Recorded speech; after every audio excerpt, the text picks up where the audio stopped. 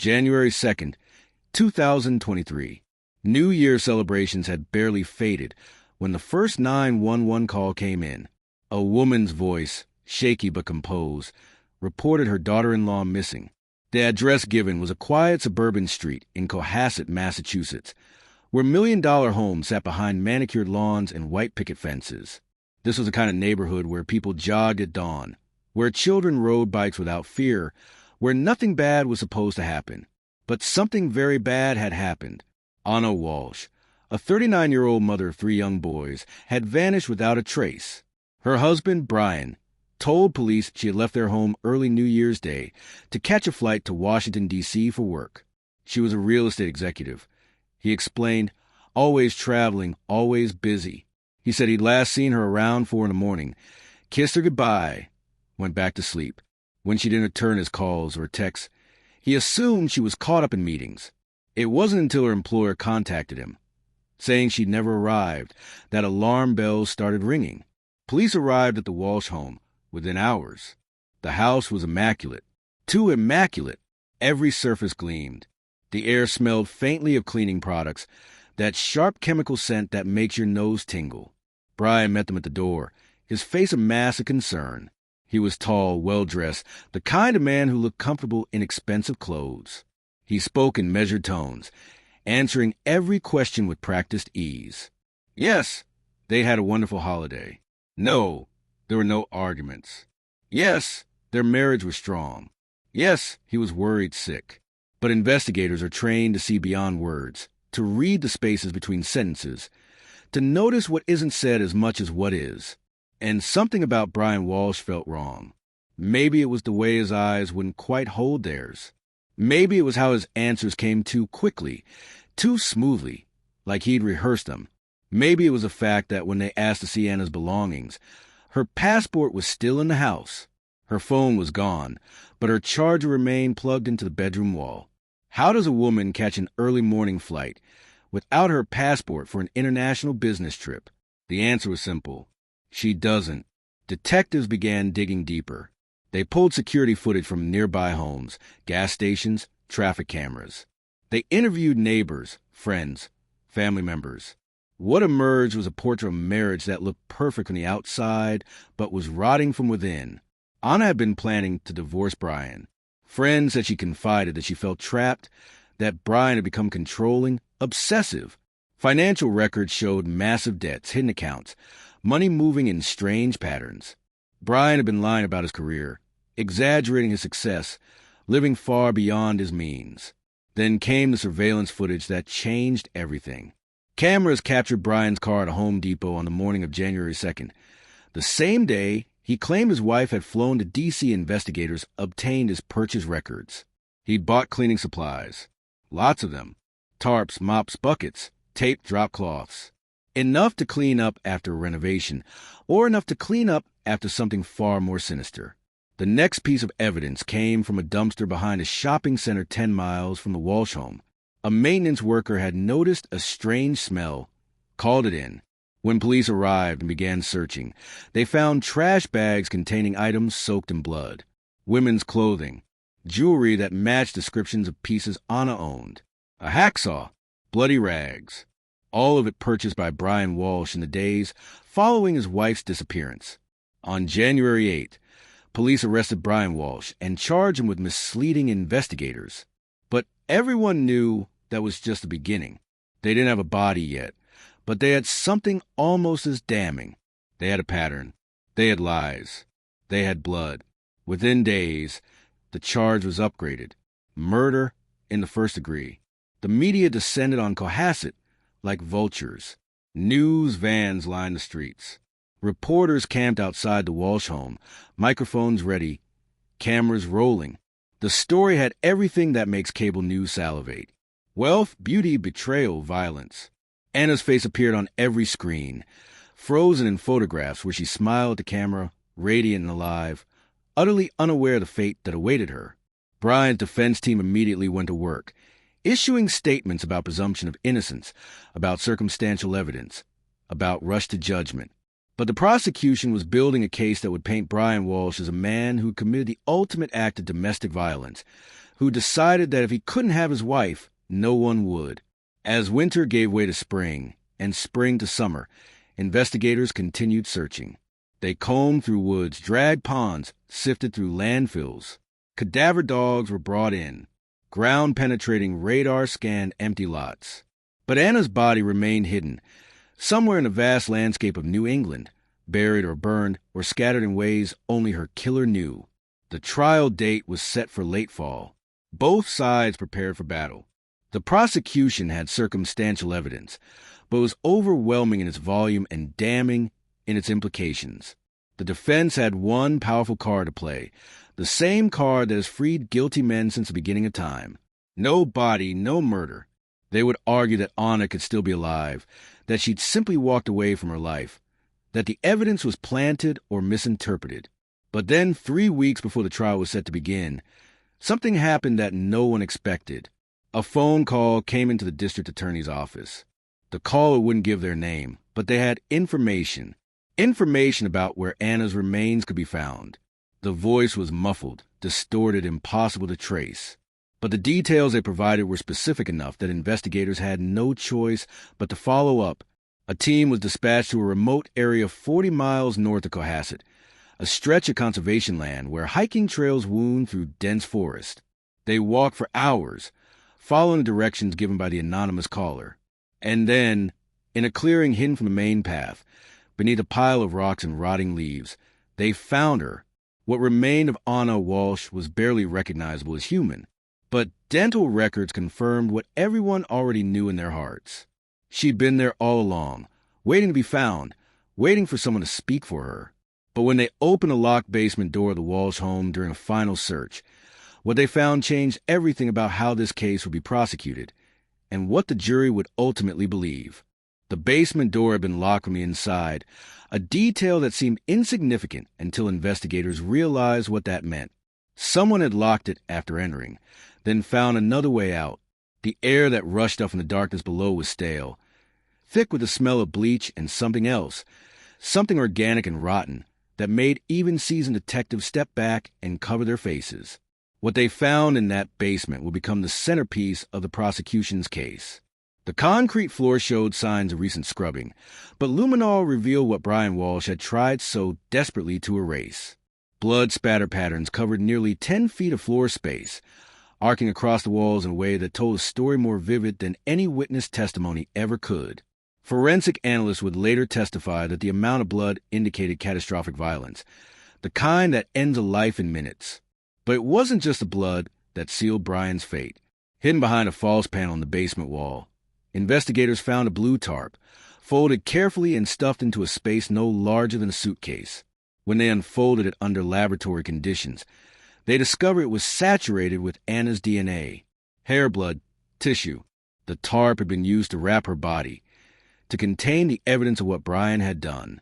He'd cleaned the basement, disposed of the obvious materials, but he'd kept this one piece, either as some twisted trophy or simply because he'd run out of time to get rid of it properly.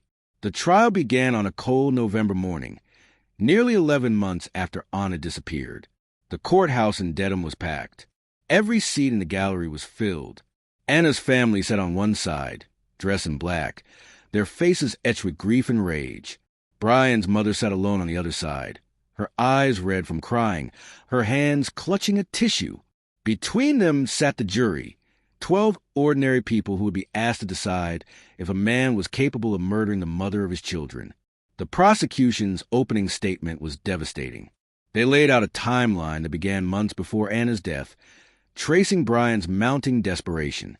He'd been caught in lies about his art-dealing business. He'd forged signatures on documents. He'd stolen from his own family. When Anna discovered the extent of his deception and told him she wanted a divorce, he'd seen his carefully constructed world collapsing. She was the one with the real income, the real success. Without her, he was nothing but a failed con man with 3 children he couldn't support. On New Year's Eve, the prosecution argued. Something snapped. Maybe they fought. Maybe she threatened to expose everything. Maybe he simply decided that murder was easier than divorce. Whatever the trigger, Brian Walsh lured his wife down to that basement in the early hours of January 1st. What happened next was brutal and swift. He attacked her with a blunt object, likely a hammer found buried in the woods near where her body was discovered. The first blow probably stunned her. The subsequent blows ended her life. Then came the cover-up, methodical and cold. He wrapped her body in the tarp, cleaned the basement as best he could, and waited until their children were asleep. In the pre-dawn darkness, he loaded Anna's remains into his car and drove to the remote location where she would remain hidden for months. He returned home, showered, changed clothes, and went to Home Depot to buy supplies for a more thorough cleaning. He made phone calls to Anna's phone, sent texts, created the illusion that she'd left for Washington. He told his children that Mommy had to go on a work trip. He looked his own mother in the eye and lied about what he'd done. The defense painted a different picture. They argued that the prosecution's case was built on assumptions and circumstantial evidence. Yes, Brian had lied to investigators. Yes, he bought cleaning supplies. Yes, there was blood in the basement. But none of that proved he'd killed Anna. The defense suggested that Anna might have been the victim of a random attack, that someone else could have broken into their home. They pointed out that the anonymous tip leading to Anna's body had never been traced. Who was that caller? What did they know? Could they have been involved? But as the trial progressed, the defense's arguments began to crumble under the weight of evidence. Witness after witness took the stand. A neighbor testified that she'd heard Ray's voices coming from the Walsh home on New Year's Eve, around 11:30 at night. She hadn't thought much of it at the time. People argued during the holidays, but she remembered hearing a woman's voice say, "I'm done, Brian. I'm done with all of it."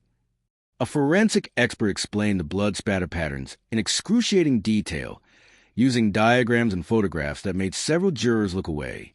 The patterns were consistent with someone being beaten while lying on the ground, trying to protect their head with their hands. Defensive wounds on Anna's skeletal remains confirmed this testimony. She'd tried to fight back. She'd raised her arms to shield herself. It hadn't been enough. Financial experts revealed the true extent of Brian's deceptions. He'd been living off Anna's income for years while pretending to run a successful art-dealing business. In reality, he'd sold almost nothing. He'd created fake invoices, forged documents, even photoshopped images of himself with celebrities to boost his credibility. When Anna had started asking questions, demanding to see real records, he'd stalled and lied. Phone records showed that in the week before her death, she'd been in contact with a divorce attorney, discussing asset protection and custody arrangements. Perhaps most damning was Brian's internet search history, recovered by digital forensics experts. In the days leading up to Anna's disappearance, he'd searched for things that made the courtroom go silent. How to dispose of a body.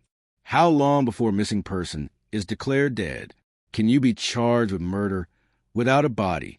He'd visited websites about cleaning up crime scenes, about whether bleach destroys DNA, about the best ways to dismember remains.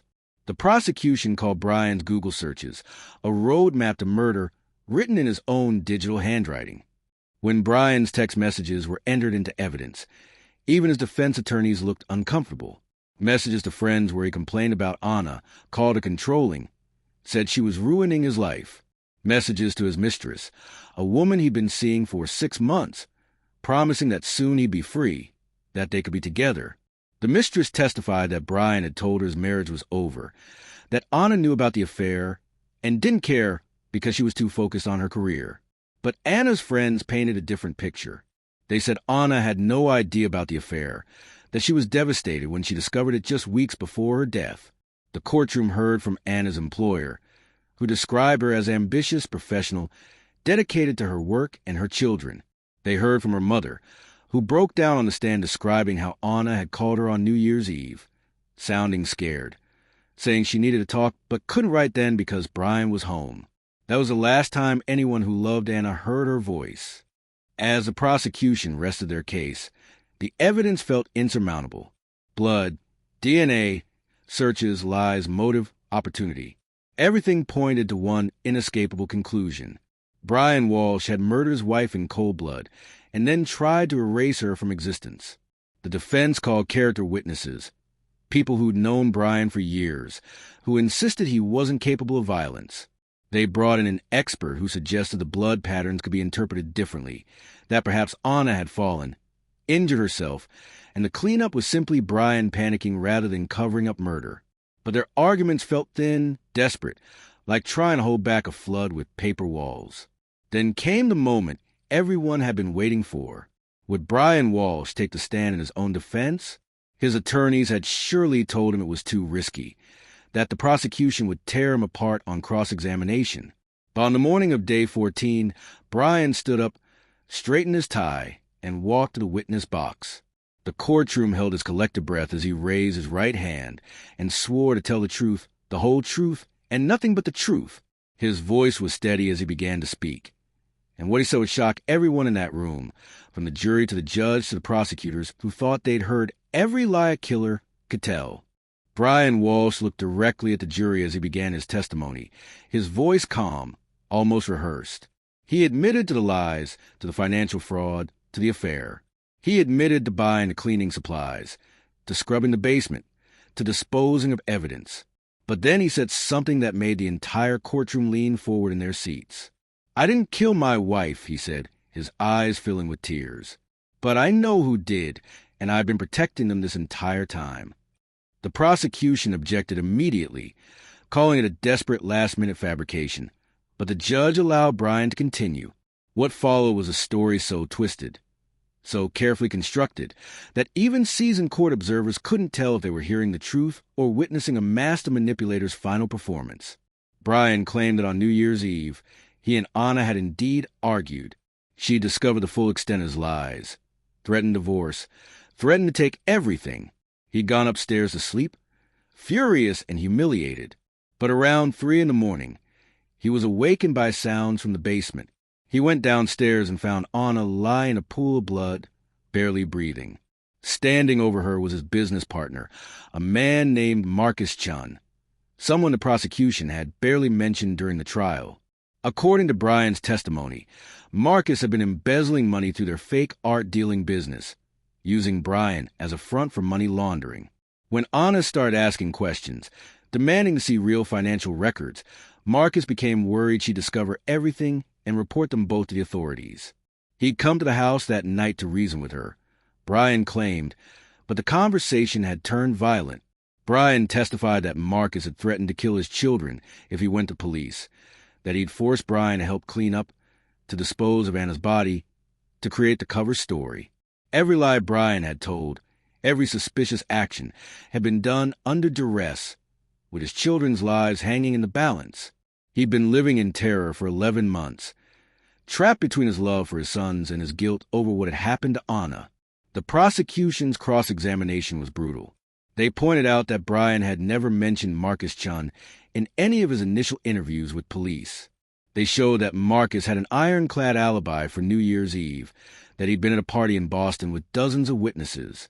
They demonstrated that the phone records showed no communication between Brian and Marcus in the weeks surrounding Anna's death. They proved that the money laundering story was just another fabrication, that Marcus Chun was simply a former college acquaintance Brian had barely spoken to in years. But Brian stuck to his story, even as it crumbled around him. He cried on the stand, begged the jury to understand that he'd been trying to protect his children, insisted that he'd loved Anna despite everything. His performance was Emmy-worthy, but the jury's faces remained skeptical, unmoved by tears that seemed to turn on and off like a faucet. The defense's closing argument tried to plant seeds of reasonable doubt, suggesting that maybe Brian's story contained elements of truth, that maybe there were unknown factors at play. But the prosecution's closing was devastating. They walked the jury through every piece of evidence, every lie, every search Brian had made on his computer. They showed photos of Anna, alive and smiling, then showed what remained of her after months in the ground. They reminded the jury that 3 young boys had lost their mother, and the man responsible was sitting right there in the courtroom, still lying, still manipulating, still refusing to take responsibility for his actions. "Brian Walsh wants you to believe he's a victim," the prosecutor said, her voice ringing through the courtroom. "But there's only one victim in this case, and her name was Anna. She trusted him. She built a life with him. She gave him 3 beautiful children. And when she finally saw him for what he really was, when she decided to leave, he killed her. He beat her to death in their basement, while their children slept upstairs. Then he threw her away like garbage and lied about it for a year. Don't let him lie to you now. Don't let him get away with it. The jury deliberated for 3 days. Those 72 hours felt like an eternity for everyone involved. Anna's family gathered in a conference room, holding hands, praying for justice. Brian sat in a holding cell, his mask finally slipping, his face showing the fear he'd been hiding throughout the trial. His mother visited him once, but no one knows what was said between them. She left in tears. On the afternoon of the third day, the jury sent word that they'd reached a verdict. The courtroom filled within minutes. Cameras from every major news network were positioned outside, ready to broadcast a decision to millions of viewers. This case had captivated the nation, become a symbol of domestic violence hidden behind suburban respectability, of how the person you sleep next to might be the most dangerous person in your life. The jury filed in, their faces solemn, unreadable. The foreperson, a middle-aged woman who'd taken careful notes throughout the trial, stood when the judge asked if they'd reached a verdict. "We have, Your Honor." The clerk took the verdict form, handed it to the judge, who read it silently before returning it. The moment stretched out, unbearable in its tension. Anna's mother gripped her husband's hand so tightly her knuckles turned white. Brian stood, his jaw clenched, his hands trembling slightly despite his attempt to appear calm. On the charge of murder in the first degree, how do you find the defendant? Guilty. The courtroom erupted. Anna's family sobbed, holding each other, their grief mixed with relief. Brian's knees buckled slightly, but he caught himself on the table. His face went pale, then red, then pale again. His attorneys put hands on his shoulders, whispered something in his ear, but he didn't seem to hear them. The judge called for order, her gavel banging repeatedly until the noise subsided. There were additional charges. Misleading investigators, guilty. Improper disposal of human remains, guilty. The jury had believed the prosecution's case completely, had seen through every lie Brian had told. When the judge asked if he had anything to say before sentencing, Brian finally broke. Not with remorse, but with rage. "This is wrong," he shouted, his voice cracking. "I didn't do this. You're sending an innocent man to prison. My children are going to grow up without either parent because of this mistake." The judge's response was ice cold. "Mr. Walsh, your children are growing up without a mother because of your actions. You made them orphans. You took away the one person who loved them unconditionally. Whatever happens to you now is justice, not a mistake." She sentenced him to life in prison, without the possibility of parole. Brian was led away in handcuffs, still protesting his innocence, still playing a role of victim even as guards removed him from the courtroom for the last time. His mother left through a side door, avoiding the cameras, her family name forever associated with murder. Outside the courthouse, Anna's mother gave a statement to the press, her voice strong despite her tears. Anna was brilliant, beautiful, and brave. She was planning to leave an abusive marriage and start a new life. Brian couldn't handle that. He couldn't handle not being in control.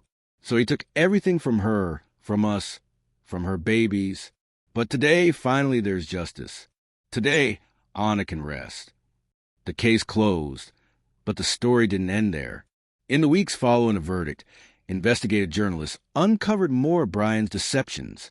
He'd been married before, and that wife had filed a restraining order, claiming he'd become violent and threatening when she tried to leave. He'd lied about his education, his background, even his name. Brian Walsh wasn't who he claimed to be. He was a man who'd spent his entire life creating false identities, manipulating people, taking what he wanted without regard for consequences.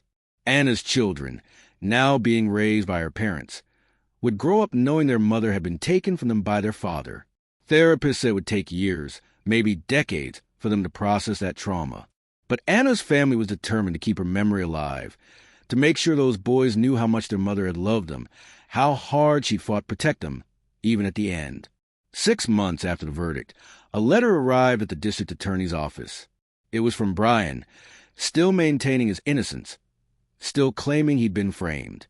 But buried in the pages of denial and self-pity was one sentence that revealed more truth than he'd probably intended.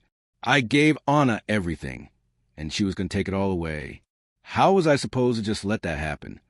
There it was, the confession hidden inside a complaint, the admission that he'd seen murder as a solution to a problem, that Anna's desire for independence had been, in his mind, a betrayal deserving of death. The prosecution added the letter to their files, another piece of evidence that they convicted the right man. But as winter turned to spring and the anniversary of Anna's death approached, something strange happened. A woman in Connecticut reported seeing someone who looked exactly like Anna at a grocery store. The tip was investigated and quickly dismissed. Anna's DNA had been conclusively matched to the remains found in those woods. She was gone, buried now in a cemetery near her parents' home, her grave always covered in fresh flowers. Yet the sighting started a rumor that spread online, conspiracy theorists suggesting that maybe Brian had been telling the truth, that maybe Anna had staged her own death to escape. The theories were absurd, easily debunked, but they persisted because some people can't accept that the truth is often exactly as terrible as it appears. There was no grand conspiracy, no mysterious third party, just a man who killed his wife because he couldn't control her anymore. The FBI closed its investigation. The case was solved. Justice, imperfect as it always is, had been served. But for those who'd watched the trial, who'd seen the evidence, who'd heard Brian's lies, one question lingered. How many other men are out there right now, hiding their rage behind charming smiles, planning violence against women who dare to leave them? Anna Walsh's story became a cautionary tale, a reminder that danger often wears a familiar face, that the most dangerous moment in an abusive relationship is when the victim decides to leave. Domestic violence organizations saw a spike in calls after the verdict, women finally finding the courage to escape situations they'd been trapped in for years. And somewhere in a maximum security prison, Brian Walsh sits in a cell, still insisting he's innocent, still playing the victim, still unable to comprehend that his lies no longer matter. The jury saw through him. The judge saw through him. History will remember him not as a successful businessman or a devoted father, but as exactly what he is, a murderer who thought he was smart enough to get away with it. He wasn't.